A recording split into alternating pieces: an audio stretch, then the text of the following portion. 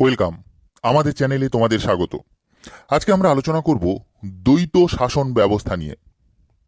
Video শুরুর আগে তোমাদের বলি, যদি আমাদের ভিডিও তোমাদের ভালো লাগে কিংবা আমাদের ভিডিও থেকে তোমরা উপকৃত হও তাহলে লাইক এবং শেয়ার করো। চ্যানেল সাবস্ক্রাইব করে বেল বাটন প্রেস করে অল করে দিও আমাদের সমস্ত ভিডিওর নোটিফিকেশন সবার আগে পাওয়ার জন্য। যদি তোমরা আমাদের ভিডিও ফেসবুকে দেখো তাহলে ফেসবুক পেজ লাইক ও ফলো করে দিও। বাংলার নবাব মীর কাসিম, অযোধ্যার নবাব সুজাউদ্দৌলা এবং দিল্লির বাদশাহ দ্বিতীয় শাহ আলমের মিলিত বাহিনী বক্সারের যুদ্ধে ইংরেজদের কাছে পরাজিত হয় 1764 খ্রিস্টাব্দে। এরপর বাংলায় ইংরেজদের ধারাবাহিক অগ্রগতি শুরু হয়। ইংরেজ ইস্ট ইন্ডিয়া কোম্পানি 1765 খ্রিস্টাব্দের 20 ফেব্রুয়ারি বাংলার নবাব নজম উদ্দৌলার সঙ্গে এক চুক্তি স্বাক্ষর করে। এর দ্বারা নবাবের সকল নিজামতি বা প্রশাসনিক ও সামরিক ক্ষমতা কোম্পানির মনোনীত নায়েব নাজিমের হাতে চলে যায়। নবাব কোম্পানির বৃত্তিভোগীতে পরিণত হন।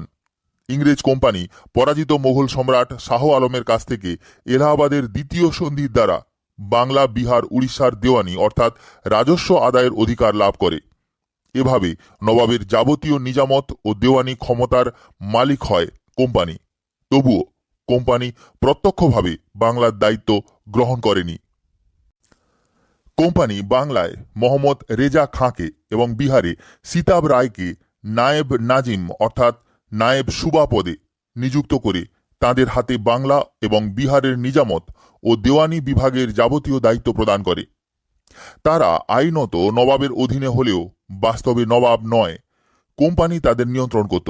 ফলে তাদের প্রধান কাজ ছিল কোম্পানির স্বার্থ রক্ষা করা। নায়েব নাজিমদের হাতে কোম্পানি নবাবের যাবতীয় ক্ষমতা হস্তান্তর করলে কোম্পানির লোকজনই সর্বত্র কর্তৃত্ব প্রতিষ্ঠা করে।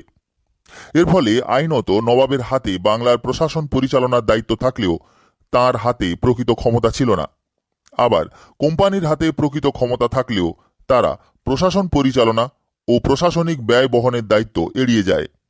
এভাবে 1765 খ্রিস্টাব্দ থেকে 1772 খ্রিস্টাব্দ পর্যন্ত বাংলায় নবাব ক্ষমতাহীন দায়িত্ব এবং কোম্পানি দায়িত্বহীন ক্ষমতা লাভ করে। বাংলায় নবাব ও কোম্পানির এই দ্বিমুখী শাসন ইতিহাসে দ্বৈত শাসন নামে পরিচিত।